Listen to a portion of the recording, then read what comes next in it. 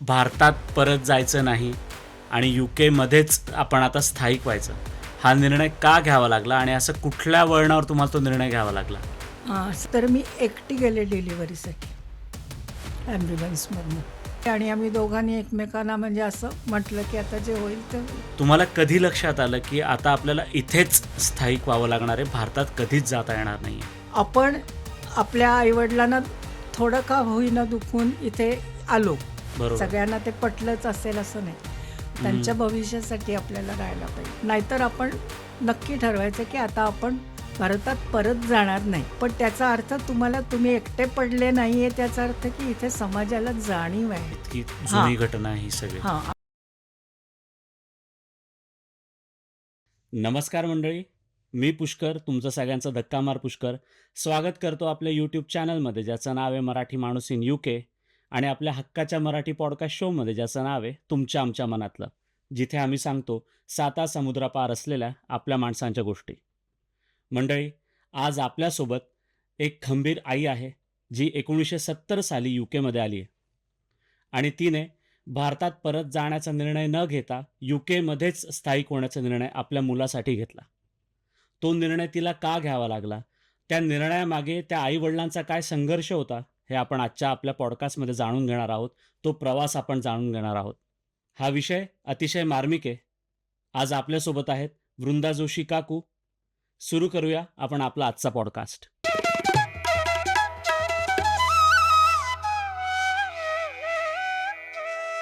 काकू, तुमचं खूप खूप स्वागत आहे आपल्या पॉडकास्टमध्ये. नमस्कार. नमस्कार. आणि तुम्ही आज आम्हाला वेळ दिलात त्याबद्दल तुमचे खूप खूप आभार. तर आम्हाला जाणून घ्यायला आवडेल की काकू, तुम्ही इथं कधी आलात, तुमचं इथे येण्यामागचं कारण काय होतं आणि तुमचं मूळ गाव कोणतं आहे? मी मूळची पुण्याची. म्हणजे जन्म पुण्याचा नाही, पण सगळं शिक्षण वाढले, लहानाची मोठी झाले सगळं पुण्यात. बरं. आणि माझं लग्न 1970 मेमध्ये झालं. बरं. आणि त्यावेळेला माझे होणारे पती अर्थात आधीच वासुदेव जोशी इथे इंग्लंडमध्ये स्थायिक होते. बरं. म्हणजे असेच कामाच्या अनुभवासाठीच आले होते. आणि त्यांनी जेव्हा आम्ही एकमेकांना बघितलं त्यावेळेला त्यांनी आधीच असं म्हटलं होतं की मला माझ्याबरोबर इंग्लंडला येणारी मुलगी पाहिजे आणि 3 वर्ष तरी राहणारी पाहिजे. बरं. तर तुमची इंग्लंडला यायची तयारी आहे का? असा पहिला प्रश्न तो होता. हं. तर मी म्हटलं, "हो, आहे माझी नक्कीच तयारी आहे. मला आवडेल इंग्लंडला यायला." आणि मग ते म्हणले, "3 वर्षांनी आपण परत जाऊ शकतो." तर म्हणजे साधारण एका प्रकारे या अटीवरच मी आले. बरं. आमचं लग्न झालं. आम्ही एकमेकांना भेटलो त्यावेळेला एप्रिल एंडला भेटलो आणि 15 मेला आमचं लग्न झालं. सगळं बरं. झट मंगनी पट ब्यासारखं. आणि 7 जूनला मी इकडे आले. बरं. बरं. तर त्यावेळेला त्यांनी आधी पुष्कळ खटपटी-लटपटी करून पासपोर्ट, व्हिसा सगळं करून, म्हणजे व्हिसा आम्ही लग्न झाल्यावर हो, घेतला. हो, हो. पासपोर्ट आधी तयार करून घेतला. बरं. आणि मग आम्ही इथे जूनमध्ये इथे आलो. अच्छा. वासू काका तेव्हा काय करायचे इथे? ते इंजिनियर होते. बरं. म्हणजे मेकॅनिकल आणि इलेक्ट्रिकल इंजिनियर. बरं. आणि ते एका होलसेलच्या कंपनीत डिझायनर म्हणून होते. बरं. हां. तर त्यावेळेला त्यांनी आधी हेही सांगितलं होतं की वर्षभराचा त्यांना MS कोर्स बर्मिंघॅम युनिव्हर्सिटीत करायचं आहे. अच्छा. तर तुमची नोकरी करायची तयारी आहे का? म्हटलं हो. कारण मी याआधी फर्ग्युसन कॉलेजमध्ये लग्नाच्या आधी 6 वर्ष डेमॉन्स्ट्रेटरशिप केली होती. त्यामुळे मी शिकवत होते. त्यामुळे इंग्लिश बोलण्याचा पण सराव होता. हे आपलं भारतीय इंग्लिश पण सराव होता नक्कीच. म्हणजे बरोबर. इंग्लिश बोलायला निदान संकोच वाटायचा नाही. आणि अनुभव होता तेवढा कामाचा. हं. त्यामुळे मग इकडे आल्यानंतर मी जॉब केला माझ्या मुलीचा जन्म होईपर्यंत. अच्छा. बरं. कुठल्या 73 पर्यंत. क्षेत्रात होता जॉब? मी युनिव्हर्सिटी ऑफ ॲस्टन इन बर्मिंघॅममध्ये लॅब टेक्निशियन म्हणून होते. अरे वाह! बरं. बरं. आणि जिओलॉजी डिपार्टमेंटमध्येच. कारण मी जिओलॉजी घेऊन MSc केलं आहे. अच्छा. अरे वाह! बरं. आणि मग तुम्ही थेट UKला जेव्हा आलात तेव्हा बर्मिंघहॅमलाच आलात? हो. म्हणजे एक रात्र लंडनला फक्त राहिलो हां. आणि लगेच दुसऱ्या दिवशी बर्मिंघहॅमला आलो. यांनी सगळी सुट्टी लग्नाच्या ह्याच्यात खर्च केली होती म्हणजे त्या रजेसाठी. बरोबर. त्यामुळे त्या वीकेंडला मी आलो, मंडेला हे कामावर गेले. बरं, बरं. हं, आणि तुम्ही जेव्हा आलात 1970 साली, हं. तेव्हाचं यूके कसं होतं आणि इथे आल्यानंतरचा अनुभव कसा होता तुम्हाला? अनुभव म्हणजे विलक्षण होता इन द सेन्स कारण त्यावेळेला आपल्याकडे टीव्ही पण नव्हते मी ज्यावेळेला आले त्यावेळेला. हां. म्हणजे टीव्ही बघणं हे सुद्धा अपूर्वाईच होती. हं, हं. सुपरमार्केट्स असे या प्रकार काहीही नव्हता. हं, हं, हं. त्यामुळे सगळंच अजबच वाटायचं मला. बरं. प्रत्येक गोष्टच असं नवीन. आता हल्लीच्या आपल्या पिढीला सगळं त्यांना एक्सपोजर असतं. आपल्याकडे आता सगळ्या या सोयी झाल्यात त्यामुळे त्यांना असं अप्रूप वाटत नाही. हं, हं, हं. पण आम्हाला टेस्को सुपरमार्केटमध्ये मी असं यांनी मला जाताना 1 पाउंड दिला होता जवळ. जा आणि अमकं-अमकं काय तुला घे आण म्हणजे. हां. तर त्या 1 पाउंडात मी सामान मी आपलं घेत राहिले बिस्किटं, इतक्या प्रकारची बिस्किटं, इतक्या प्रकारच्या वेफर्स बघितलंच नव्हतं कधी एकत्र. हां. घेत गेले मी म्हटलं, "अरे आपल्याकडे पुरेसे पैसे आहेत की नाही?" मी एवढं आपलं सामान सगळं घेतलंय. पण मला म्हणजे त्या 1 पाउंडात एवढी खरेदी करून त्यांनी मला चेंजसुद्धा दिली परत. इतकी स्वस्ताई होती त्यावेळेला. अरे वाह! हं. म्हणजे आता विचार केला तर पण शक्यच नाही. आता विचार केला तर आम्ही सुरुवात केली जॉबला त्यावेळेला तुम्हाला 20 पाउंड आठवड्याला वगैरे एवढाच पगार मिळायचा. आता तुम्हाला तासाला सुद्धा जास्ती मिळतं. अगदी बरोबर, अगदी हं. बरोबर. आणि काकू तुम्ही भारतात परत जायचं नाही आणि यूकेमध्येच आपण आता स्थायिक व्हायचं. हा निर्णय का घ्यावा लागला आणि असं कुठल्या वळणावर तुम्हाला तो निर्णय घ्यावा लागला? सांगते. 73 साली माझ्या मुलीचा जन्म झाला. बरं. मोठी मुलगी पल्लवी तिचं नाव. त्याच्यानंतर आम्ही भारतात गेलो. त्यांनी कबूल केल्याप्रमाणे 3 वर्षांनी सुट्टीला, फक्त अच्छा. सुट्टीसाठी गेलो. सुट्टी घेऊन गेलो आणि तिथे राहिलो आणि मग त्याच्यानंतर मग मी त्यावेळेला नोकरी सोडून दिली होती मुलीच्या जन्माच्या आधी हं, हं, हं. आणि त्यामुळे मी मोकळीच होते. त्यामुळे मग हे म्हणले, "तुला राहायचं तर तू राहा पल्लवीला घेऊन." हां. म्हणून मी राहिले तिथे. त्याच वेळेला मग इथे काहीतरी मायनर स्ट्राईक, काहीतरी बरेच प्रॉब्लेम यायला लागले. 4 days a week, 3 days a week असं करायला लागले. तर हे म्हणले, की "तू तू आता राहाच आणखीन कारण इथे धड काही तिथे थंडीच्या दिवसात येऊच नको." म्हणून बरोबर. मी जवळ मार्च एंडपर्यंत तिथे राहिले.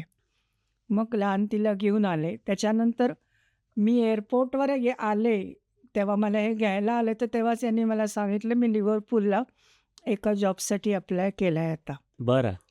म्हणून मग ते तिकडे जाऊया का, तुला काय वाटतं? तर मी म्हटलं, "आता मी नोकरी करत नाहीच आहे आणि ही मुलगी त्यामुळे आता मला कुठेही आता गेलं तरी काही फरक पडत नाही आहे." म्हणून मग आम्ही लिव्हरपूलला यांनी जॉब घेतला आणि आम्ही मग हेडॉक या गावी राहायला आलो अच्छा. त्यावेळेला. बरं, बरं. हं. आणि म्हणजे इथेच स्थायिक होण्याचा निर्णय नाही, का? नाही. त्यावेळेला नाहीच. मग त्याच्यानंतर 2 वर्षांनी अं, म्हणजे परतच आम्ही एकटी नको मुलगी म्हणून आणखीन फॅमिली हं, हं, हं. म्हणून मग माझ्या मुलाचा जन्म 75 साली झाला. बरं. तर तो 9 आठवडे प्रीमॅच्युअर बर्थ होता त्याचा. 9 आठवडे आधी झाला तो. अच्छा. त्यामुळे आधी इन्क्युबेटर वगैरे मध्ये आमच्या फारशा ओळखी त्यावेळेला आजूबाजूला शेजाऱ्यांनी आणि रविवारचा दिवस होता तो झाला त्यावेळेला. हं, हं, हं.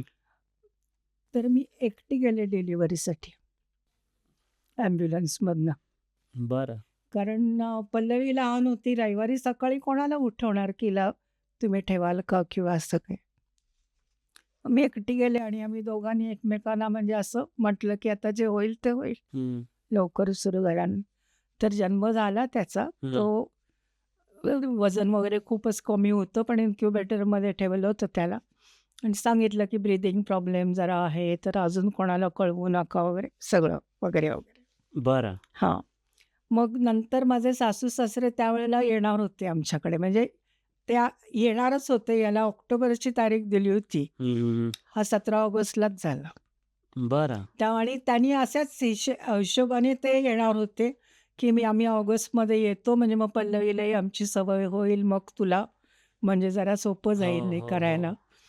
तर यांना ज्यावेळेला वासुदेव त्यांना एअरपोर्टवर आणायला गेले, तेव्हा त्यांनी येतानाच त्यांना सांगितलं, की "वृंदा असं-असं झालं, तिला मुलगा झाला." म्हणून. हं, हं, हं. मग त्यामुळे त्यांना काळजी वाटायला लागली, पण ते आले. बरं. मग त्यांनी बघितलं आम्ही त्याला ते हॉस्पिटलमध्ये त्या इन्क्युबेटरमध्ये वगैरे असतानाच आम्ही त्याला नुसतं बाहेरनं बघितलं. हं. हं. मग त्याचं वजन नॉर्मलला इथे काहीतरी एक 5.5 पाऊण वजन झाल्याशिवाय तुम्हाला पाठवत नाहीत बरं, घरी. बरं, मग ते झाल्यानंतर त्याला घरी पाठवलं त्याने. बरं.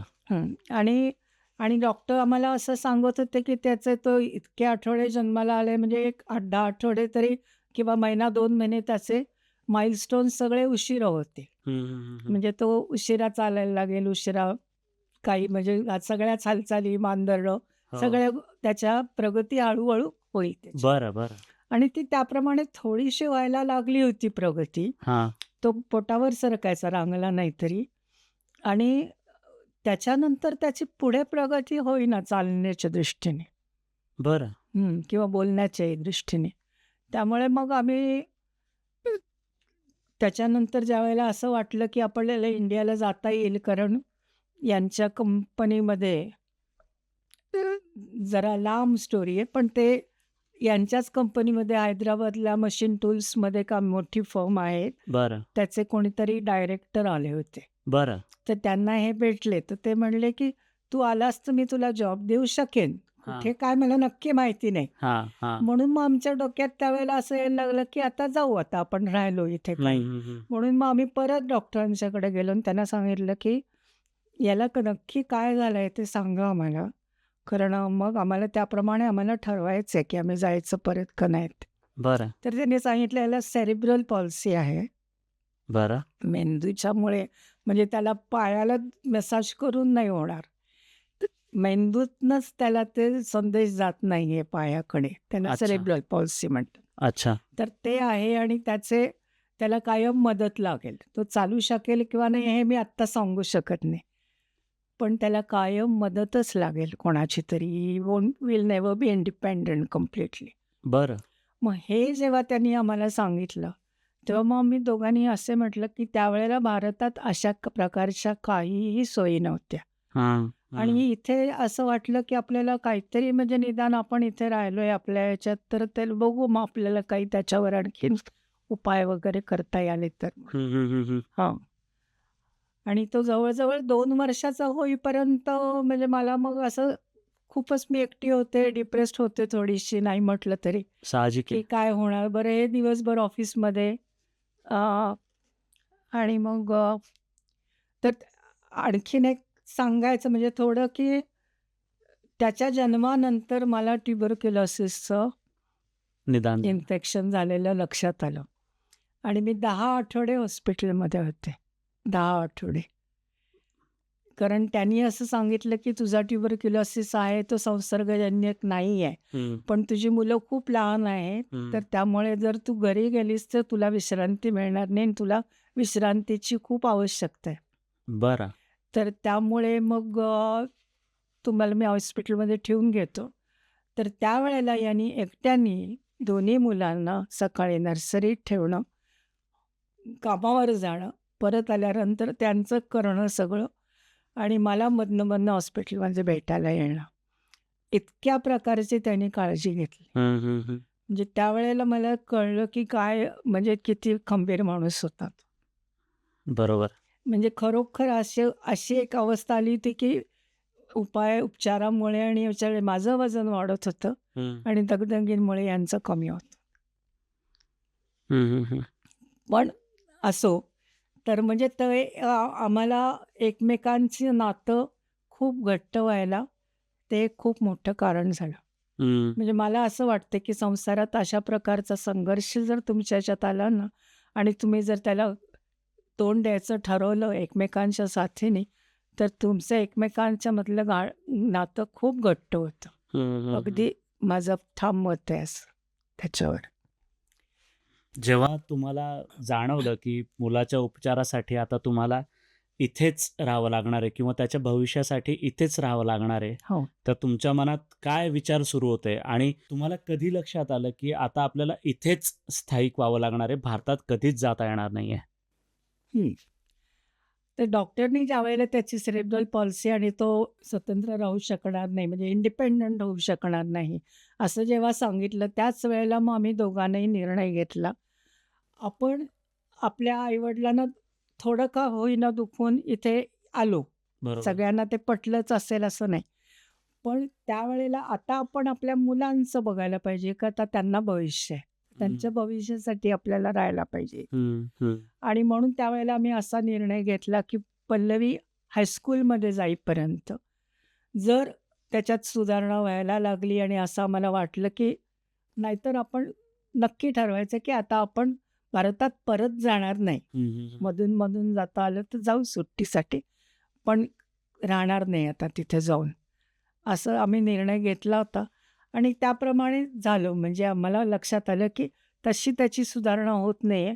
इतकंच नाही तर वयाचा तो 2 वर्षाचा असल्यापासनं स्पेशल स्कूलमध्ये त्याला नर्सरी सुरू केली त्याने तिथे. अच्छा. आणि ते सांगायला इथल्या सोशल वर्कर्स आमच्या घरी आल्या मला भेटायला. आणि त्या म्हणल्या, असं-असं आहे आणि इथे काही आम्ही नर्सरी सुरू करतोय थोडीशी डिसेबल मुलांसाठी. तर तू येशील का त्याला घेऊन 2 तास? आणि मी तिकडे गेले आणि खरोखर त्यावेळेला असं जाणवलं मला पुष्कर, की आपणच एकटे नाही आहोत. असे कितीतरी आई-वडील आहेत किंवा आया आहेत, की ज्यांना अशी अपंग मुलं आहेत. आणि ही हा विचार खूप चांगला नाही आहे, की आपण एकटे नाही आहेत, आपल्यासारखे पण इतर आहेत. पण त्याचा अर्थ तुम्ही एकटे पडले नाही आहेत, याचा अर्थ की इथे समाजाला जाणीव आहे, की या गोष्टींची आवश्यकता आहे. आणि मग मी त्याला घेऊन तिकडे जायला लागले 2 तास.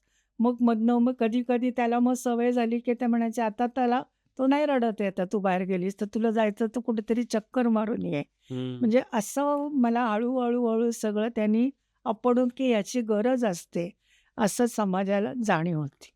आणि तसं ते त्याला स्वतंत्रही करत गेले असं म्हणता येईल. हां, थोडंसं म्हणजे निदान नाही ते त्याला सांभाळायला लागले तिथे, हं. की "तू जाऊन ये थोडी, मग आम्ही 2 तास." मग ते 2 तासांनी आम्ही यायचो परत. आणि तो ज्यावेळेला म्हणजे त्या 2 का 3 वर्ष, 2.5 वर्षाची असताना ते नर्सरीत घ्यायला लागले तिथे. मग त्या हॅम्लेट स्कूलतर्फे पण आमच्याकडे पत्र आलं आम्हाला, बरं. की आता याला शाळेत ॲडमिशन देतोय आम्ही नर्सरीमध्ये, अच्छा. Hamlet school. बस घ्यायला यायची त्याला आणि बस घेऊन परत आणून तुम्ही सोडायची. हे सगळं कुठला काळ होता हा? 77 मध्ये तो जायला लागला. 75 77-78च्या सुरुवातीला. 75चा जन्म. 75चा ऑगस्टचा जन्म त्याचा. तर तो 1-2.5 वर्षाचा असताना म्हणजे 78 म्हणा, 78 मध्ये तो जायला लागला शाळेत. बरं.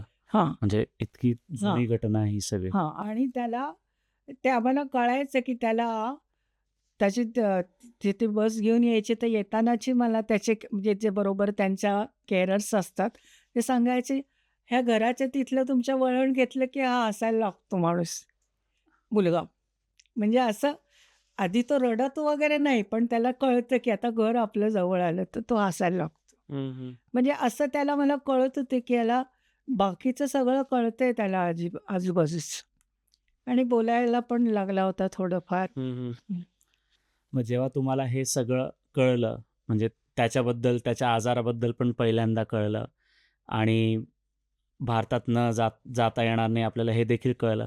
तेव्हा सगळ्यात पहिले घरात कोणाशी बोललात? म्हणजे साधारणतः अशा परिस्थितीत आपल्याला आपल्या आई-वडिलांची आणि सगळ्यांची आठवण यायला लागते. हो. तेव्हा मग तुम्ही घरात अगदी पहिल्यांदा कोणाशी बोललात? तुमच्या मनाची जी घालमेल होती, की हे मला मोकळं करायचंय कोणासमोर तरी, तर तुम्ही त्यावेळेला हे सगळं पहिले कोणाला सांगितलत आणि कसं सांगितलत?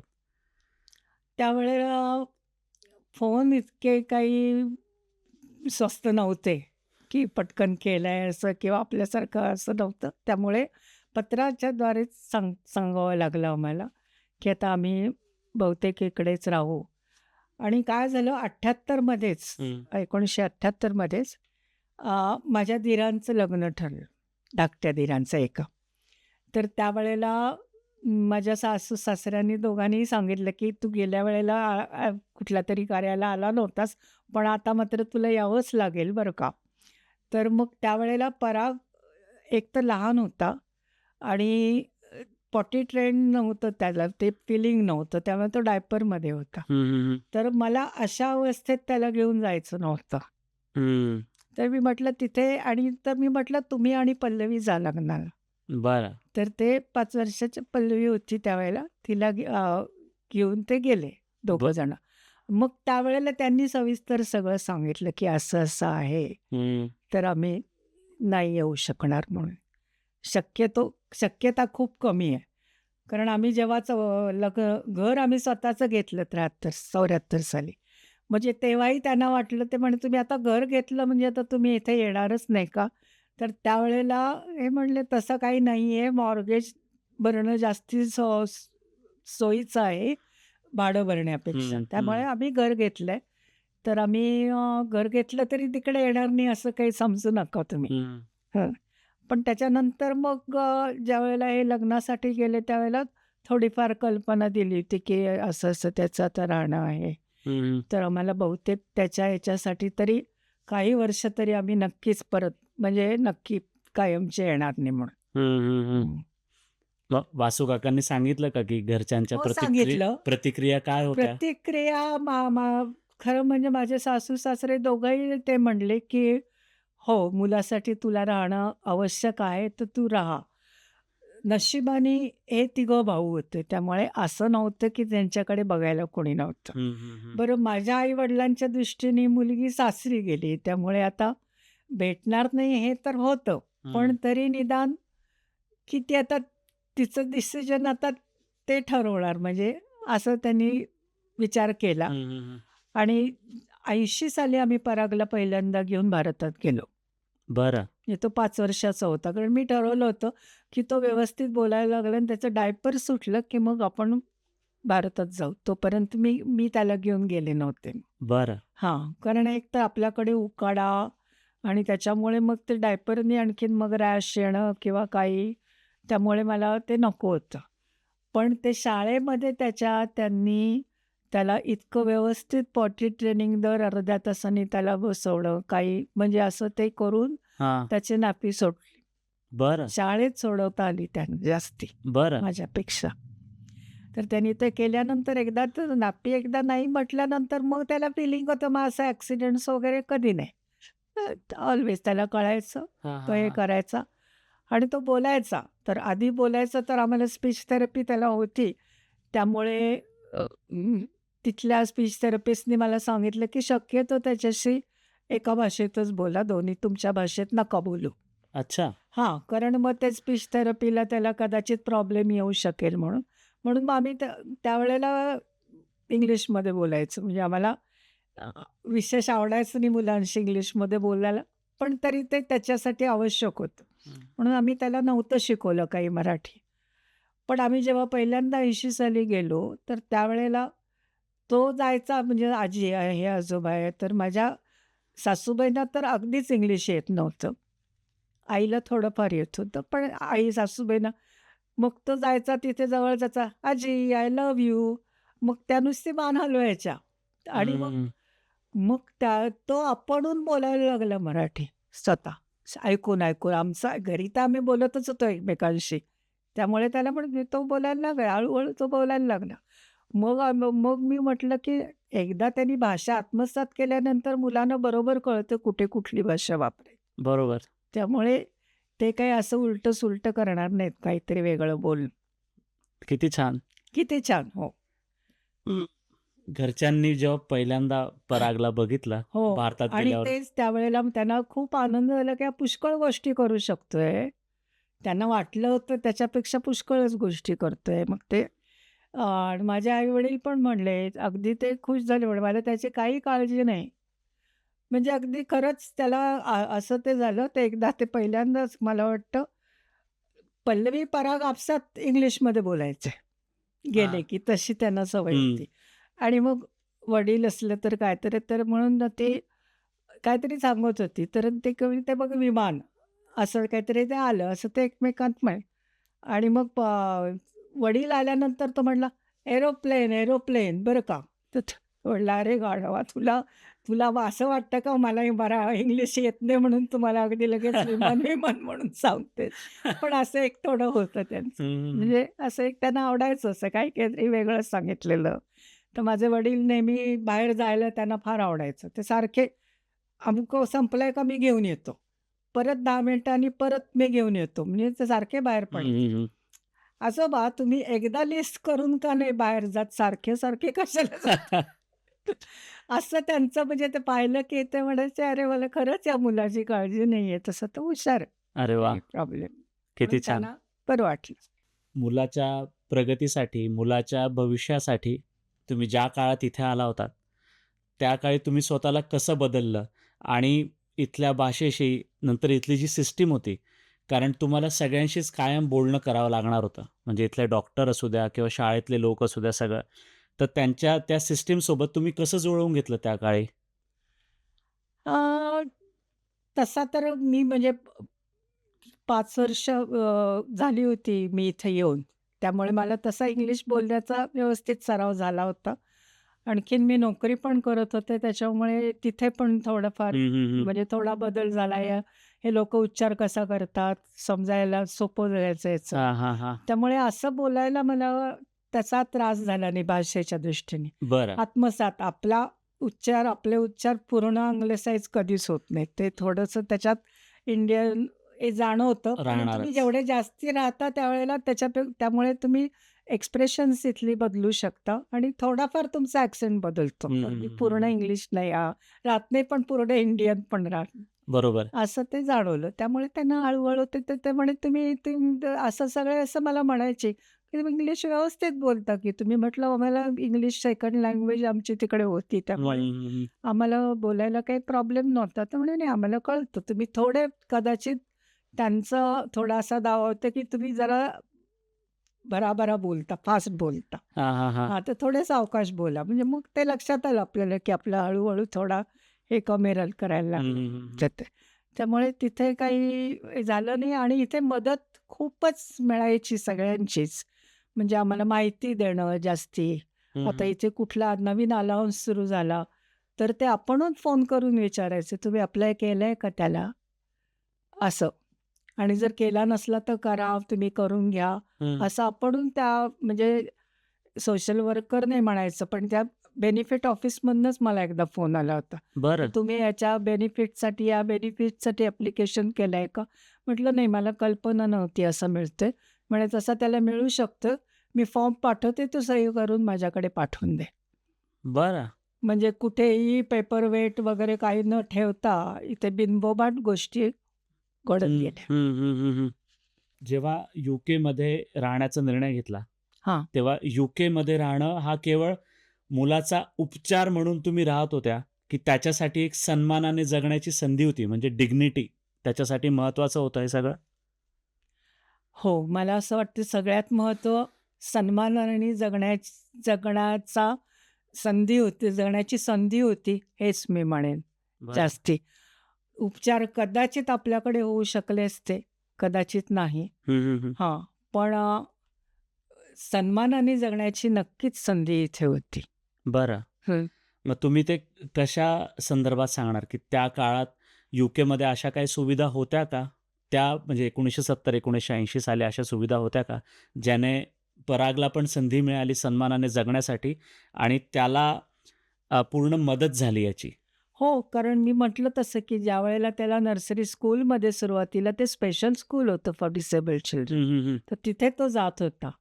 त्याच्यानंतर ज्यावेळेला त्याला लहान होता त्यावेळेला त्यांनी आम्हाला व्हीलचेअर दिली त्याच्यासाठी. बरं. त्याला ढकलता येईल. म्हणजे तो व्हीलचेअरमध्ये जो मुलगा नेहमी जमिनीवर असायचा, हं. त्याचा आपल्या टेबलच्या याच्यावर त्याला कधी दिसायच्या नाहीत गोष्टी. तो पहिला ज्यावेळेला व्हीलचेअर घेऊन घरी आला, त्यावेळेला थोडं वाईटही वाटलं, की आता या मुलाला व्हीलचेअरमधनं फिरतोय हा. पण ॲट द सेम टाईम त्यावेळेला माझ्या असं लक्षात आलं, की तो आला आणि त्यांनी व्हीलचेअरमध्ये जाऊन सगळीकडे टेबलावरच्या याला हात लाव, त्याला हात लाव. म्हणजे असं त्याला जी गोष्ट करता येत नव्हती स्वतःला, ती त्याला करता यायला लागली. हं, हं, हं. आणि याचं त्याला अपूर्वाई होती ती सगळी, की आपलं बरोबर. येता आलं त्यामुळे. त्यामुळे मग मी असं थोडंसं सकारात्मक दृष्टीने बघितलं तर असं म्हटलं, "अरे, हे आता त्याचे पाय आहेत. ठीक आहे, त्याला चालता येत नाही, पण तो व्हीलचेअरमधनं हिंडू तर शकतोय त्याचा तो." बरोबर. आत्ता सध्या परागला कशा सुविधा आहेत तिथे? काय-काय सोयी आहेत त्याच्यासाठी? हो. तर परागला खूप वर्ष आता मी थोडं आणखीन मागे जाऊ का? हो, हां. अगदी. पराग इथे शाळेत गेला. त्याच्यानंतर तो कॉलेजमध्ये गेला. नंतर चेल्टनहॅमला 2-3 वर्ष इंडिपेंडन्स शिकायला तो गेला. हं, तर हं, ते हं. तो इंडिपेंडंटली तो राहत होता तिथे. बरं. म्हणजे इंडिपेंडंटली म्हणजे विथ सुपरव्हिजन. हं. हां. पण तो म्हणजे आई-वडिलांपासून दूर असा तो तिथे गेला आणि त्याला जायची खूप इच्छा होती. कारण आमच्या ग्रुपमधले सगळे जे एकंदर आम्ही कुटुंब होतो, त्याच्यातली सगळी मुलं युनिव्हर्सिटीसाठी बाहेर जायची. तर हं. त्याच्या मनात असं यायचं, की मला का नाही जाता येणार? मला पण जायचंय. म्हणून मग तो चेल्टनहॅमला गेला. तिथे चेल्टनहॅमला तो 3 वर्ष राहिला इंडिपेंडंट लिव्हिंग. बरं. हां. आणि तर म्हणजे अर्थातच आम्हाला प्रत्येक वेळेला त्याला जाऊन मिड टर्म आली किंवा टर्म ते त्याला घेऊन यायला लागायचं. पण ते आम्ही केलं त्याच्यासाठी. आणि मग तो ते ते राहून बाकी काही नाही ते इंडिपेंडंट लिव्हिंग नक्कीच शिकला, की आई-वडिलांपासून दूर कसं राहायचं. हं, हं, हं. आणि मग त्यामुळे त्याला सारखं असं वाटायचं तो म्हणायचा मला इंडिपेंडंटली राहायचंय. म्हटलं, "अरे तुला इंडिपेंडंटली राहायचं इथे सोयी पाहिजेत ना तशा." तर त्या काळात सेंट हेलेन्समध्ये अशा फिजिकली डिसेबल लोकांच्यासाठी सोयी कमी होत्या. म्हणजे मँचेस्टरपासून दूर जे आता तुम्ही राहताय सध्या हां, तिथे. हां. तशा सोयी नव्हत्या. तर काही वर्ष मग आम्ही त्याचं नाव वेटिंग लिस्टवर असं ठेवलं होतं. बरं. आणि एक दिवस आम्हाला माझ्याकडे सोशल वर्कर आली आणि ती मला म्हणली, "अशा तऱ्हेचं आम्ही सुरू करतोय, तर परागचं नाव त्या लिस्टमध्ये घालायचं आहे आम्हाला." काय तर सुरू आम्ही करत घालतो. होत्या त्या? तर ती सोय की for disable people independent living with like sheltered accommodation म्हणजे तिथे त्याच्या on site care for 24 our असेल. पण ती ऑन साईट असेल. म्हणजे त्याला लागलं तर त्यांनी त्या ऑन साईट केअरर्सना बोलवायचं. बरं. आणि अर्थातच त्याचं आता काय आणि त्याला प्रत्येकाला त्यांनी 2-2 बेडरूमची घरं दिलेली आहेत. बरं. हां. आणि तिथे तो राहतो आणि तो रात्री एकटा झोपतो. तिथे काही प्रश्न नाहीये. त्याला म्हणजे आताच्या त्याच्या कंडिशनप्रमाणे त्याला झोपवायला लागतं कोणीतरी. म्हणजे ते सगळ्या गोष्टी त्याला करायला लागतात. पण तो एकटा झोपतो तिथे. त्याला बजर तिथे आहे. लागला तर तो बजर दाबून बोलवू शकतो कोणाला. बरं. काही अडचण आली तर. म्हणजे मग त्याच अपार्टमेंटमध्ये त्याच केअरर आहेत. अपार्टमेंटमध्ये नाही, त्या कॉम्प्लेक्समध्ये. हां, अच्छा. असं इथे तुमची जशी घरं आहेत की नाही हां, सगळी, हां. तशीच तिथे घरं आहेत. बरं. आणि त्या साधारण समजा 50 एक घरं आहेत. हां. तर 20 घरं इकडे, 20 घरं तिकडे असं जर धरलं तुम्ही आणि अशी म्हणजे पाठीमागे पुढे तर साधारण मध्यवर्ती ऑफिस असतं त्यांचं. अच्छा. आणि ऑफिसमध्ये दिवसा 4 ते 5 केअरर्स असतात नेहमी. बरं. रात्री 2 किंवा 3 असतात. बरं, बरं. हां. आणि असे असे ते तुम्हाला लागले तर ते तुमच्याकडे येतात. भारतात सकाळी मग त्याला उठवायला येतात, मग त्याला ब्रेकफास्ट देतात, मग त्याचं काय शॉवर रुटीन, शेव्हिंग जे काय असतं ते सगळं करतात. मग त्याला लंच टाईमला कोणीतरी येतं. मग त्याला चहा द्यायला दुपारी कोणीतरी येतं. बरं. मग संध्याकाळी जेवण द्यायला कोणीतरी येतं आणि रात्री झोपवायला. असं हे त्यांच्या वेळा ठरलेल्या आहेत. त्या वेळेला येऊन ते करून जातात त्यांचं काम आणि मध्ये काही लागलं तर समजा टॉयलेटिंग आहे फॉर एक्झाम्पल, तर ते कधी पण लागू शकते काही वेळेला. हं. तर मग ते त्यावेळेला त्यांनी बोलावलं की ते येतात आणि डिपेंडिंग ऑन प्रायोरिटी मग ते ठरवतात की टॉयलेटवर बसायचे म्हटल्यानंतर ते लगेच येतात. बरं. दुसरं काही काम असेल तर मला चहा हवा आहे किंवा काय असं हवं आहे. ते थोडं 15 मिनिटं थांबलं तरी काही फरक पडत नाही. म्हणून म्हटलं की प्रायोरिटीप्रमाणे त्यांना ते ते त्याच्याकडे येतात. खूपच चांगल्या सोयी आहेत या. खूप चांगल्या सोयी आहेत म्हणजे मी यूकेमध्ये पण अशा तऱ्हेच्या फार ठिकाणी पाहिलेल्या नाही आहेत. खरं सांगायचं तर. पण आमचं आता नशिबाचा भाग आहे हा, की सेंट हेलेन्समध्ये अशी सोय झाली आणि आमच्या घरापासून 2 मैलावर त्याला मिळालं. बरं. म्हणजे म्हणून म्हटलं हे सगळा नशिबाचा भाग आहे. हो, अगदी. किती वर्ष झाले पराग एकटा राहतोय? पराग 2012 पासून राहतोय. 13 वर्ष झाली. 13 वर्ष झाली पराग एकटा राहतोय आणि त्याचं सगळं करतोय. म्हणजे मदतीने. हो, हो, आलं लक्षात मला. हो. पण एकटा राहतोय. एकटा राहतो. एकटा राहतो. ही नक्कीच अभिमानास्पद गोष्ट आहे आणि आहेत, प्रश्नच नाही. त्याच्यासाठी जो मघाचा प्रश्न होता सन्मानाने जगणं, अगदी. हे तो पूर्ण हं, त्याच्यासाठी आता हं. म्हणजे तो सन्मानाने जगतोय हो, व्यवस्थित. हो, हो. आणि तोच असं नाही, सन्मानाने आम्ही पण जगतोय. कारण सांगते असं त्या काळात आपल्याकडे जर गेलो असतो, यांचा मुलगा असा आहे म्हणून लोकं नावं कदाचित टीका केली असती. कदाचित तुमचंच काहीतरी असेल किंवा माझं तर नाही, आमच्या पल्लवीला पण आलं असतं, की "अरे, हिचा भाऊ असा आहे." म्हणजे असं हे शाळेतनं मग त्यांना त्याच्यावरनं टोमणे मारणं, हे पण सुरू झालं असतं सगळं. हं, हं, आणि हं. हा अनुभव मला पण आलेला आहे लहानपणी असताना. हं, हं, म्हणजे हं. असं इतर काही अशा गोष्टी नाही, काही कुठल्याही गोष्टी, की त्याच्यावरनं तुम्हाला टोमणे मारणं वगैरे. बरोबर, बरोबर. हं. पण इथे सगळे समजून घेत होते. सगळे समजून घेतात. मी आणखीन एक गोष्ट सांगते.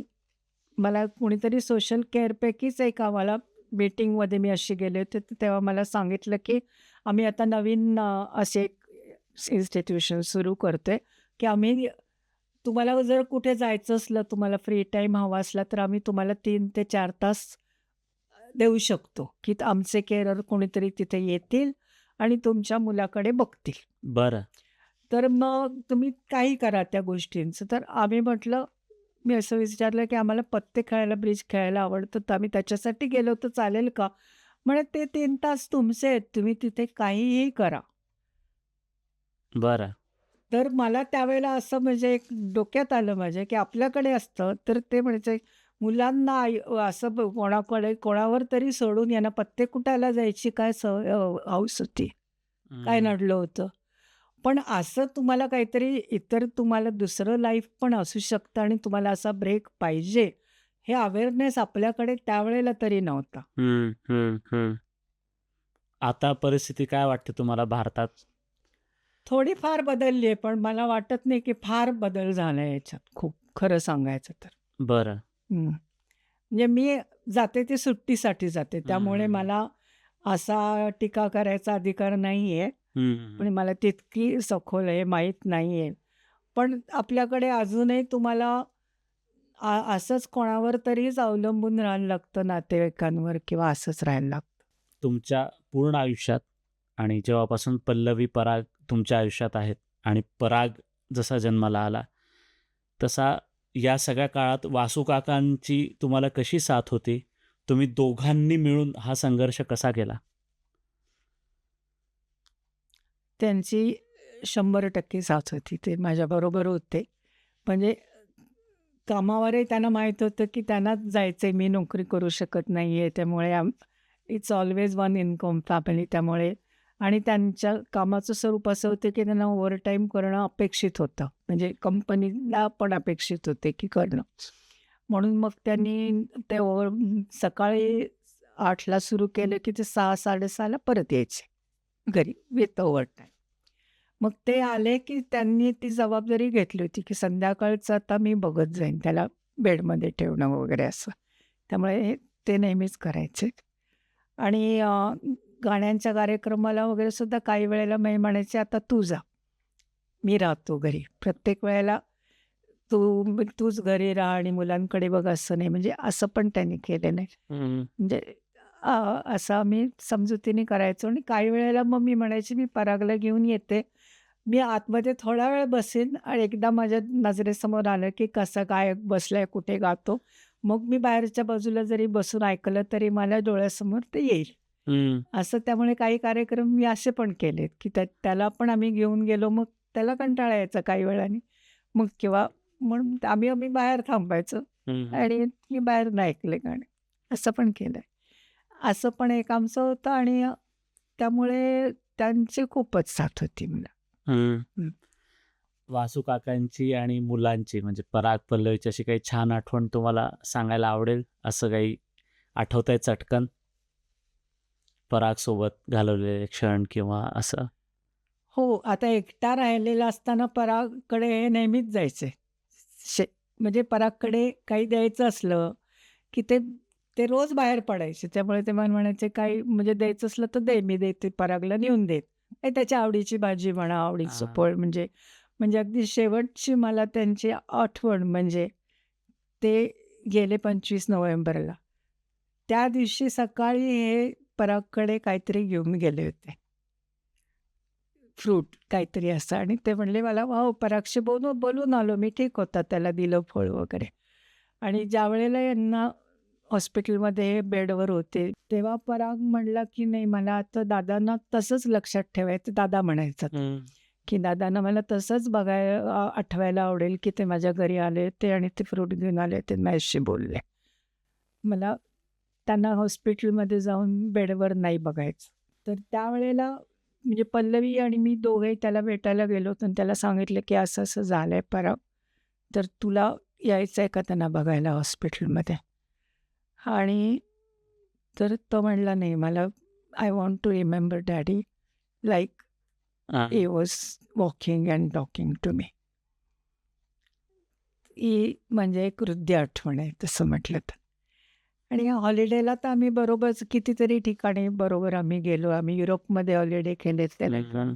क्रूजला गेलोय. म्हणजे इथे त्या सोयी होत्या आणि याच्यात आमच्या पल्लवीचा पण खूप वाटायचा. कारण ती अर्थातच म्हणजे नेहमी ती असली की व्हीलचेअर ढकलायचं काम ती करायची नेहमी.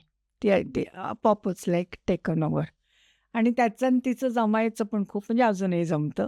तर त्यामुळे मग तो काही वेळेला त्याला असं त्याचा मूड ऑफ झाला असला, काय झालं असलं, तर ती त्याला जरा समजावून सांगितलं, की मग त्याला पटायचं काहीतरी. म्हणजे त्यांचं दोघांचे खूपच चांगले संबंध आहेत आणि प्रेम आहे एकमेकांवर त्यांचं. हं. म्हणजे ते आम्हाला खूपच आधार देणारं वाटतं, की कोणीतरी आहे ऐकतो हं, हं, हं, हं.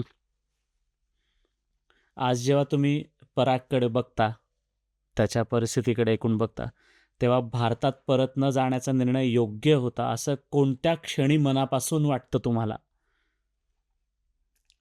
खरं सांगायचं तर आम्ही निर्णय घेतला त्याच वेळेला आम्हाला वाटलं, की नाही आपल्यासाठी आता इथेच राहायचंय. हं, हं. म्हणजे याच्यात आणखी परिस्थितीत बदल झाला तर ठीक आहे. पण मी मगाशी तुला म्हटलं तसं त्याप्रमाणे आम्ही परत गेलो असताना सगळं जरी म्हणजे तो डिसेबलच असताना गेलो असतो, तर पल्लवीला सुद्धा त्रास झाला असता. हां. इव्हन म्हणजे आपल्या लग्न जमवण्याच्या बाबतीत किंवा कशा ह्याच्यात कशावरनं काही असू शकेल. आता ती एकटीच आहे, लग्न केलं नाही तिने ते सोडून दे. पण ते तिच्या मर्जीने तिने केलं नाही. असं बरं. नाहीये, की म्हणजे की सामाजिक याच्यासाठी तिला करता आलं नाही असं नाही. हं, हं, हं. असं आहे ते, हं, हं, तिचा हं, हं. थोडा भाग. त्यामुळे खरं सांगायचं तर मधनं-मधनं वाईट म्हणजे म्हणजे परागसुद्धा कधीतरी म्हणतो, की तुझ्या आई-वडिला माझ्या आजी-आजोबांना जरा माझा राग येत असेल नाही का गं आई? कारण त्यांच्यामुळे माझ्यामुळे त्यांची मुलगी भारतात परत जाऊ शकत नाही. ही त्याला जाणीव होती. मी म्हटलं, "अरे नाही, असं मुळीच नाही. असं अजित कुठलं कोणालाच नाही वाटणार. तू पण त्यांचाच आहेस. तू त्यांचा नातू आहेस. असं कसं त्यांना वाटेल?" हं, हं, हं. हं. असं. त्यामुळे तसं कोणाला रिग्रेट्स नाही आहेत तसे. आम्ही इथे राहिलो त्याच्यामुळे. म्हणून म्हटलं, की आम्हाला निर्णय आपला बरोबरच आहे हे राहून त्याच्यावर फक्त शिक्कामोर्तब होते बरोबर, की आपण नाही गेलो हे बरोबर केलं. हं. जाणं ही चूक झाली असती. हं, हं, हं. एकीकडे मुलांची जबाबदारी, परागची पण जबाबदारी आणि मला माहिती आहे की तुम्हाला आणि वासू काकांना संगीत क्षेत्राची खूप आवड होती. संगीताची खूप जास्त आवड होती. मग या दोघांचा ताल तुमच्या आयुष्यात कसा धरला गेला? जबाबदारी आणि संगीत. त्याला मुख्य मला असं वाटतं, की जबाबदार म्हणजे माझ्यावर जबाबदारी होतीच, पण आमच्या मित्रमंडळी पण खूप जबाबदार होती याला, इथली मराठी मंडळी. कारण रामदास गोठिवरेकर म्हणून आमचे एक मित्र होते. ते आंधळे गृहस्थ होते. पहिल्यांदा आम्हाला एका कार्यक्रमाच्या वेळेलाच ते भेटले आणि तेव्हा जरा आम्ही पहिल्यांदा गेलो होतो कार्यक्रमाला. त्या रामदास कामतांचा कार्यक्रम होता इथे अच्छा. गाण्याचा.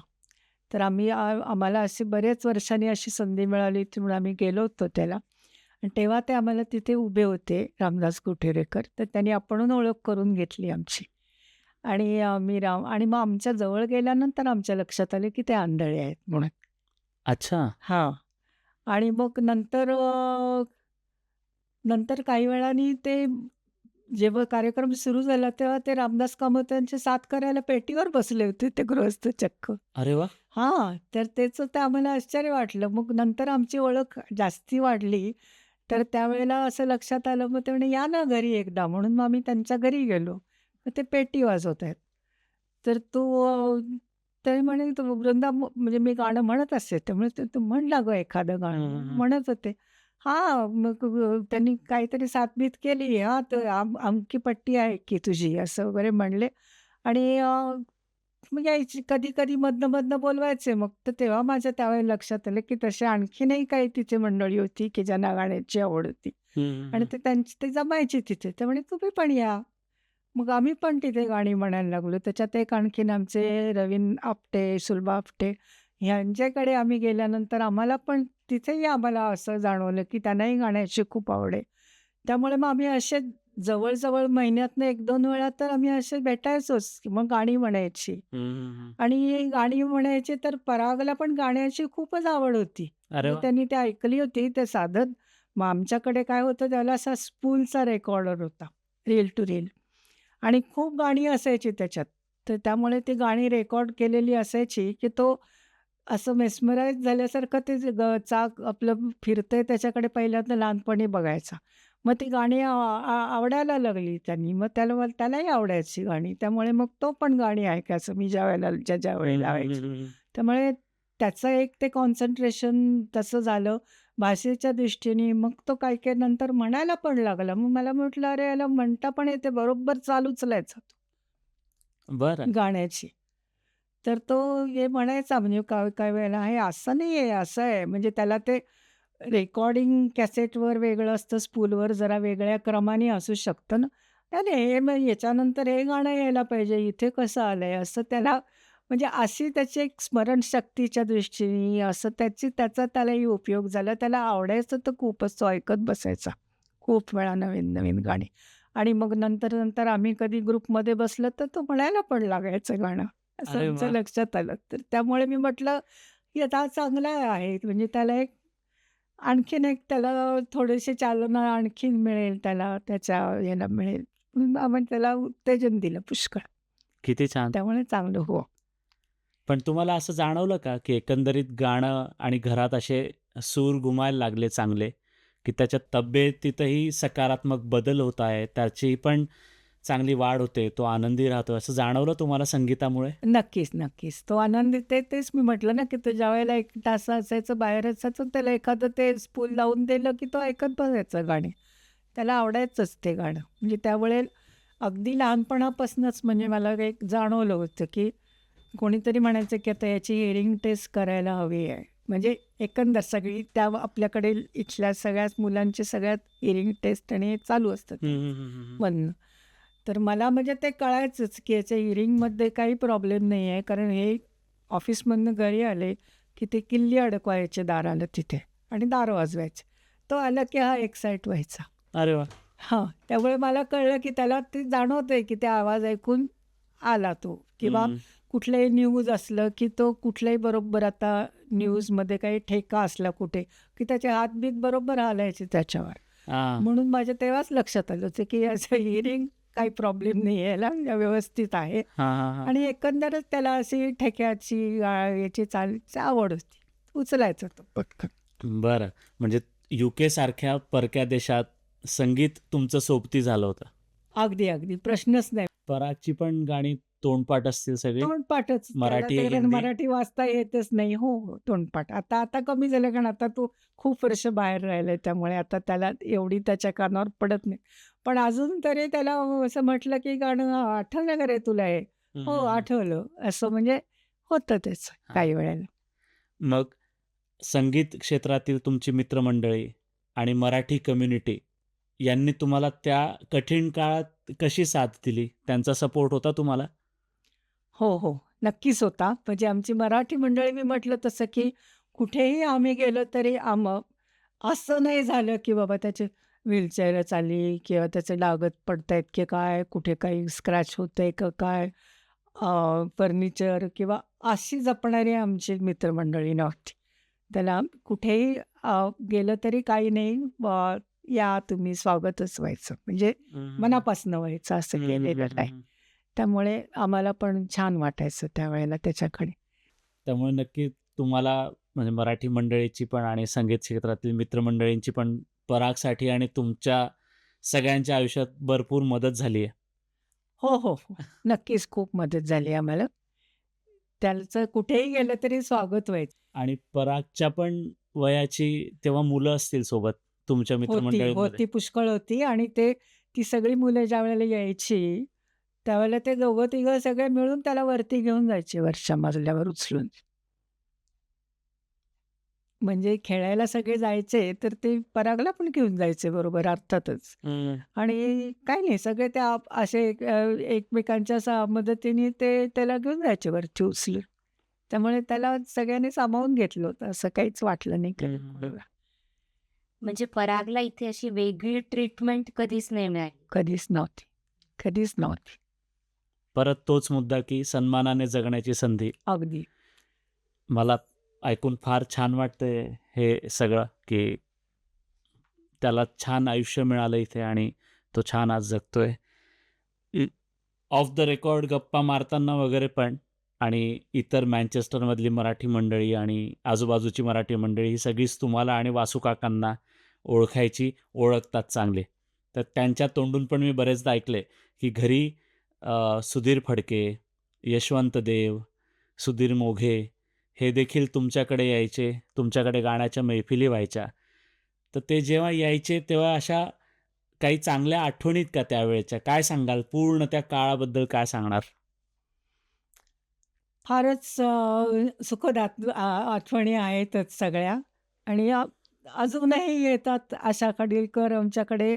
आता इथे आल्या तर येतील, पण आशा खाडीलकर अगदी चांगली म्हणजे अरे अगोतगोतली मैत्रीण आहे आमची. बरं. ह्याच्याचमुळे म्हणजे आधी सुरुवातीला गाण्याच्या निमित्ताने मग ते आले. मग सगळी फॅमिली आली त्यांची. म्हणजे बरं. ते चौघही आले. आदित्य ओक आमच्याकडे येऊन राहून गेलाय. राहुल देशपांडे येऊन राहून गेले. अरे वाह! इव्हन त्यावेळेला निखिल फाटक. हां, हां. ते त्यावेळेला तिघं आले. ते आमच्या नॉर्वेमाच्या एका कार्यक्रमासाठी त्यांना बोलवलं होतं गणपतीच्या. बरं. तर तेव्हा ते आले होते. तर तेव्हा ते लंडनचे एक नेने म्हणून डॉक्टर नेने ते आता नाही आहेत. पण ते त्यांना आमच्याकडे घेऊन आलेत. बरं. मग ते राहिले त्या दिवशी आणि गणपतीच्या पूजेसाठी वगैरे आम्ही आधी जाणार होतो त्या दिवशी सकाळी. तर त्यांनी ते म्हणे आम्ही कार्यक्रमाच्या वेळेला येतो. तर त्यावेळेला मग ते म्हणे की काकू तुम्ही काय विशेष करू आमच्यासाठी फक्त आमटी करून ठेवा, भात आम्ही करू. तर आम्ही म्हटलं ठीक आहे. आणि मग परागला माहीत होतं भात कसा करायचा. तो हां. कुठे आहे. तर तो म्हणला हे करा. मग ते भाताचं पाणी संपत आलं की झाकण ठेवा. ते सगळं तो सांगू शकायचं त्यावेळेला. बरं. हां. तर ते त्यांनी सांगितलं. त्यांनी टॅक्सी बोलवली त्यांच्या वेळेला. ते तिघं जण येणार होते ते आणि मग त्यांना हॉलवर पाठवलं. राहुल देशपांडे, आदित्य ओक, हां. निखिल फाटक आणि आदित्य ओक साथीदार आणि राहुल देशपांडे तर माहिती आहे आता सगळ्यांना. अरे वाह! म्हणजे तुमच्याकडे भात, आमटी पण खाऊन गेलेत ते. हो, अगदी जेवून गेलेत अगदी व्यवस्थित. आणि आणखीन यशवंत देव आले होते तेही राहिले होते. म्हणजे ते 2-3दा आले होते इथे. तर त्यावेळेला पहिल्या वेळेला तर ते फक्त महाराष्ट्र मंडळाच्या लंडनच्या कार्यक्रमासाठी आले होते. त्यावेळेला इथे एक रात्रच आले होते. त्यामुळे तेव्हा काही आमच्याकडे आले नाहीत. पुढच्या भेटीत ज्यावेळेला ते आले तेव्हा मग आमची ओळख झाली. बरं. हां. त्यावेळेला मग आणि आम्ही भारतात गेलो होतो त्यावेळेला रामदास गोठिरेकरांनीच यशवंतदेवांना पत्र लिहिलं होतं की तो असा पराग आलाय, तुम्ही त्याला भेटायला. तर आमच्याकडे पार्ल्याला यशवंतदेवांचा फोन आला होता. पराग कोण आहे इथे? पराग जोशी कोण आहेत? असं म्हणजे. तर यांनी फोन घेतला. तर म्हणे माझा मुलगा. म्हणे मला भेटायचं आहे त्याला बरं का. अरे मी म्हटलं यशवंतदेव म्हणतायत भेटलं म्हणजे म्हटलं या म्हणून आम्ही त्यांना बोलवलं वगैरे. आणि तिने परागला समोर बसवलं आणि त्यावेळेला परागला ते आणि उत्तरा केळकर यांच्या गाण्याचा कार्यक्रम जो झाला तो जवळजवळ सगळा पाठ होता त्याला. म्हणजे कुठून काय काय म्हणायचं. आणि मग ते म्हणले हां करा आता सुरुवात. तर त्यांनी अक्षरशः सत्यश्री गणनायक हो त्यांनी पहिलं म्हटलं होतं तिथून सुरुवात केली आणि पुष्कळ गाणी त्यांनी म्हणून दाखवली त्याला अरे वा. यशवंतदेवांना आणि म्हणजे म्हणणं हां ऐकली त्यांनी कौतुकाने. म्हणून ते परागला भेटायला आले होते. पहिली ही त्यांची म्हणजे विशेष आठवण पारलेला अरे वा. आमच्या घरी. आणि मग इथे आल्यानंतरही तो बसायचाच तिथे. म्हणजे आम्ही इथे प्रत्येक वेळेला त्यांचा एक प्रघात होता. त्यांना काय आमचे लागेबांधे होते मला माहिती नाही. पण ते त्यांनी तर म्हणे, "तुम्ही गाणं म्हणता ना?" म्हणजे असं एकदा कधीतरी मैफलीतच म्हटलं, "हो." मग मला ऐकायचं आहे बरं का तुमचं गाणं. कारण ते असे हाडाचे शिक्षक होते. मग त्यांनी ऐकलं गाणं आणि त्यांनी आम्हाला नवीन लिहिलेलं पद त्यांचं एक रेणुका माऊली म्हणून हां, हां, हां. आणि त्यांनी तिथे चाल बांधली म्हणजे चाल बांधलेली होती साधारण कच्ची. ती शिकवली त्यांनी मला तिथे. अरे वा. हां. आणि सुधीर फडके बाबूजींबद्दल काही आठवणी आहेत? हो, बाबूजींबद्दल म्हणजे बाबूजींचा 70वा वाढदिवस झाला त्यावेळेला त्यांचा सत्कार करायचा असं आम्ही ठरवलं होतं आमचे काही मित्रमंडळी. तर आपट्यांच्या रवी आपट्यांच्या घरी तो झाला सत्कार आणि त्यावेळेला त्यांनी असं ठरवलं की तर रामदास गोठेवरेकर म्हणले, "बाबूजी आज काय तुम्हाला आम्ही गायला सांगणार नाही. आज तुम्हाला आम्ही तुमचीच गाणी ऐकवतो" म्हणून. असं त्यांनी सांगितलं. तर त्यावेळेला तर मग रामदास गोठेवरेकर स्वतः कीबोर्ड घेऊन बसले. त्यांना माहीत होतं की हे काही गप्प बसणार नाहीत बाबूजी. त्यामुळे ते कीबोर्डवर वाजवत होते. आणि मग एक गाणं झाल्यानंतर आम्ही त्या सुखदेवासी त्यांचं जे पत्र आहे जुनं वहिनींच्या बागड्या सिनेमात ते मी आणि सुलभा आपटेने आम्ही म्हणायला म्हटलं वगैरे. आणि मग नंतर ते म्हणे, "रामदास ते तुम्ही कीबोर्ड थांबवा तर कीबोर्ड आणि पेटी मॅच होत नाही." त्यांनी पेटी पुढे ओढली आणि चक्क आम्हाला साथ करायला सुरुवात केली. अरे वा. आणि मग ते सांगितलं ही त्यांची आठवण.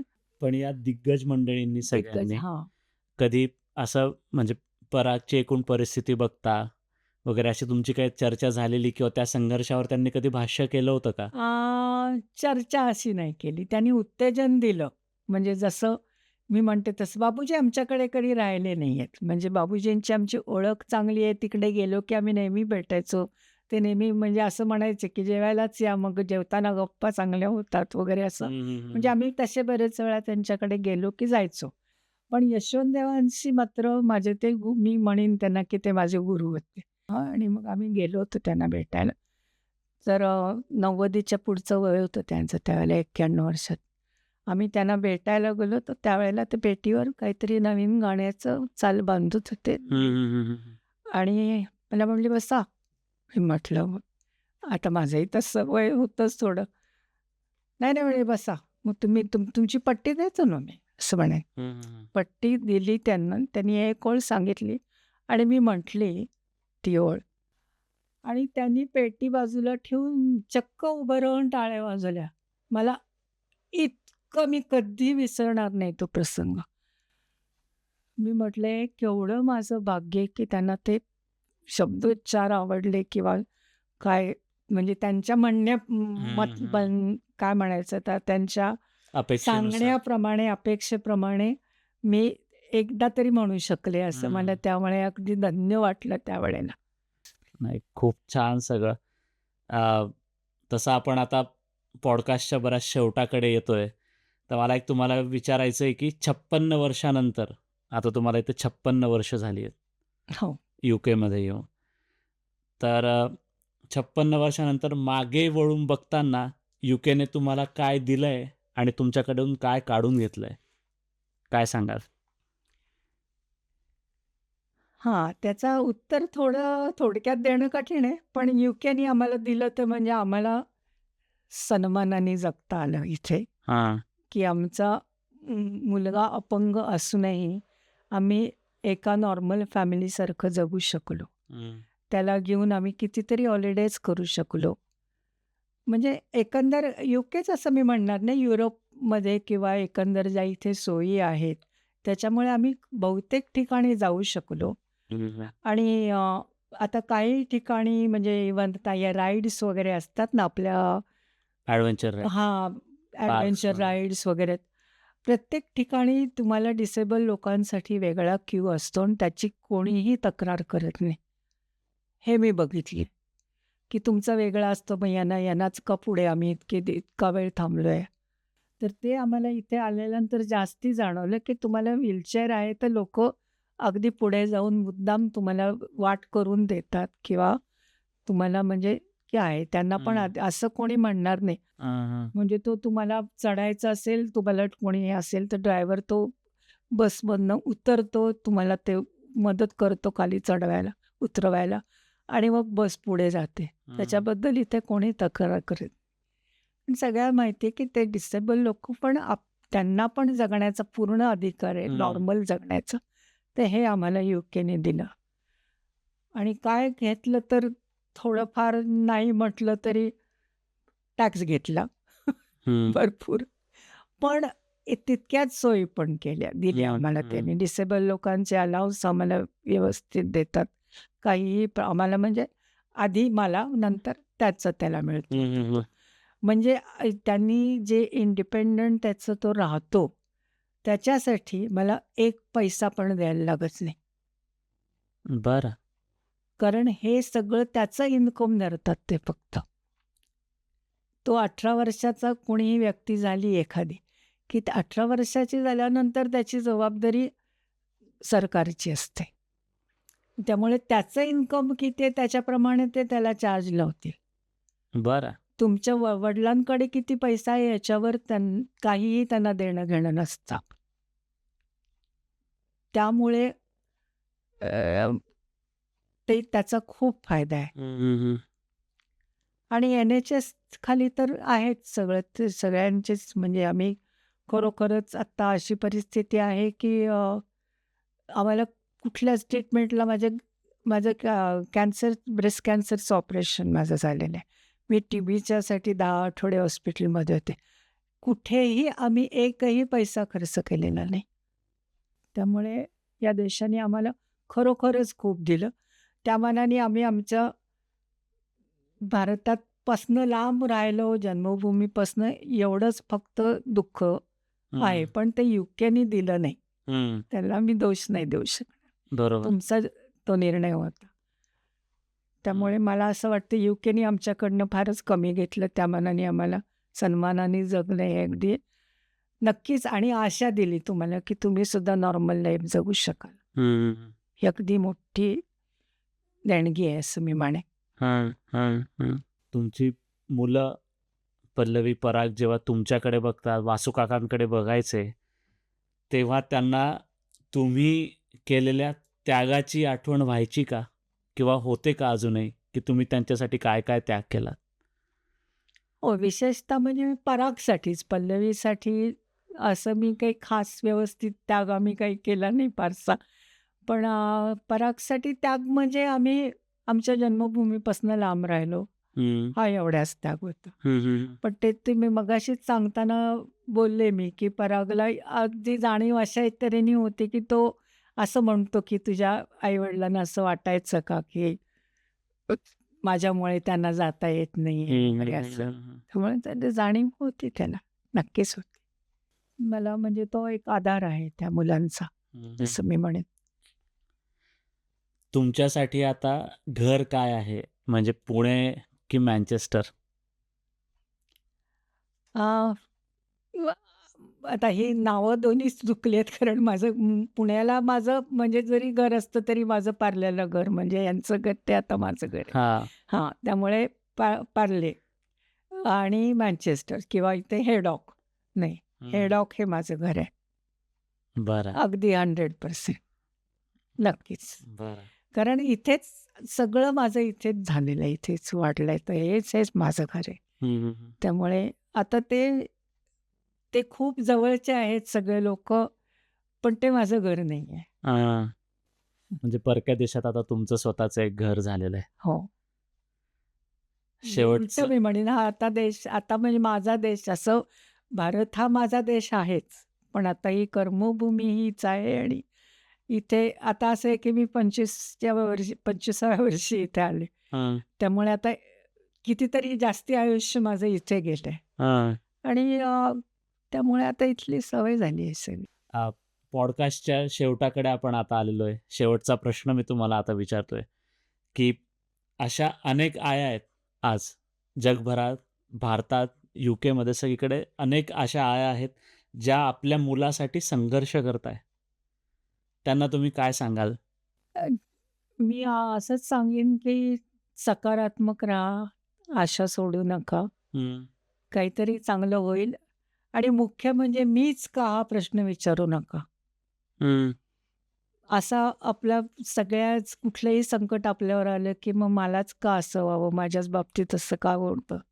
असं जर ते येऊन देऊ नका मनात. काहीतरी त्याच्यापासून घडायचं असेल किंवा तुमचं असेल नशीब असेल असं नका म्हणू. सकारात्मक दृष्टीनेच विचार करा. तुम्ही असा प्रश्न विचारा की तू का नाही? हं, मी माझ्या स्वतःला हा प्रश्न विचारते, की तू कोण अशी मोठी लागून गेलीस, की तुला नको हे असलं म्हणून. तर ठीक आहे ना, म्हणजे मग तुम्हाला एक संधी आहे ना, की तुम्ही तरीसुद्धा प्रतिकूल परिस्थितीत राहून सुद्धा त्या मुलाला मोठं करू शकाल. ही चांगली संधी आहे. तर त्याला ती संधी द्या तुम्ही, हं, हं, असं मी म्हणेन. हं, आणि लोकांची मदत मागायला लाजू नका, संकोच करू नका. त्यांच्याकडनं मदत घ्या. हं, ते जर तयार असले लोकं तर. असं पण मी म्हणेन, हं. की त्याच्यात काही कमीपणा नाहीये. खरं तर आजचा पॉडकास्ट असं मला एकंदरीत सारखं वाटतंय, की अजून ऐकावं, परागबद्दल अजून ऐकावं. तो जो सन्मानाने आज इथे जगतोय, तुम्हालाही तशी जगण्याची संधी मिळाली. तुमची कुटुंबाची एकंदरीत त्याला साथ आणि तुमची चौघांची एकमेकांना साथ. आज इतक्या नाजूक विषयावर काकू तुम्ही आमच्या पॉडकास्टमध्ये व्यक्त झालात. तुमच्या भावना आमच्यापर्यंत पोहोचवल्या, आमच्या प्रेक्षकांपर्यंत पोहोचवल्या आणि जन्मभूमी जरी भारत असली तरी कर्मभूमी आणि आता तुमचं कुटुंब हे सगळं इथे आहे. त्यामुळे जितका भारताबद्दल तुम्हाला अभिमान आहे, तितकाच आज यूकेबद्दल देखील अभिमान आहे. काकू खूप खूप आभार तुमचे. आज तुम्ही आलात, तुमचा वेळ दिलात आणि परत एकदा मी म्हणेल, की इतक्या नाजूक विषयावर तुम्ही व्यक्त झालात आणि आज तुमच्या भावना आमच्यापर्यंत पोहोचवल्या. त्याबद्दल तुमचे खूप खूप आभार. मला ही संधी मिळाली, की मला पण माझ्या भावना काही बोलून दाखवता आल्या किंवा एकंदर माझ्या इथल्या आयुष्याबद्दल बोलायची संधी दिलीत. हं, हं, हं. तर तुमचे पण आभार मानते. धन्यवाद काकू. धन्यवाद. तर मंडळी, तुम्हाला आपला आजच्या पॉडकास्टचा विषय कसा वाटला ते आम्हाला नक्की सांगा. आजचा विषय तसा मी सुरुवातीला म्हटलो तसा मार्मिक, नाजूक विषय होता. पण छान गप्पा झाल्या. एकंदरीत वृंदा जोशी काकूंच्या आयुष्याला उजळणी आपल्या या पॉडकास्टमधनं मिळाली आणि इथे त्या कशा सन्मानाने जगताय, त्यांचा मुलगा कसा सन्मानाने जगतोय, हे आपल्याला सगळं लक्षात आलं. हा व्हिडिओ कसा वाटला ते आम्हाला कमेंटमध्ये नक्की सांगा. व्हिडिओ जास्तीत जास्त लोकांपर्यंत शेअर करा. आपल्या चॅनलला सबस्क्राईब केलं नसेल तर नक्की सबस्क्राईब करा. आपला तुमच्या आमच्या मनातलं हा जो उपक्रम आहे, हा तुम्हाला कसा वाटतोय पॉडकास्टचा उपक्रम जो आम्ही परदेशातनं, यूकेतनं राबवतोय, कसा वाटतोय ते आम्हाला आवर्जून सांगा. तुमच्या प्रतिक्रिया आम्हाला वाचायला खूप आवडतायत. तुमचा भरघोस प्रतिसाद बघितल्यानंतर आम्हाला अजून हुरूप आलंय. आम्ही देखील नवीन-नवीन विषय तुमच्यासमोर घेऊन येणार आहे. तोपर्यंत तुमचं प्रेम असंच आमच्यासोबत राहू द्या. लो बसावा. धन्यवाद. भेटूया आता पुढच्या एपिसोडमध्ये तुमच्या आमच्या मनातलं मध्ये.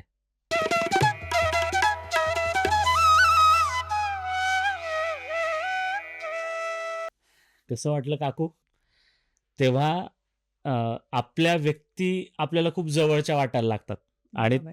त्यांची आठवण आपल्याला जास्त यायला लागते, की आज मला व्यक्त होण्याची संधी मिळाली आणि मी आज कदाचित तितकी मोकळी, तितकी छान नसती व्यक्त होऊ शकली मुलांजवळ. हो, हो.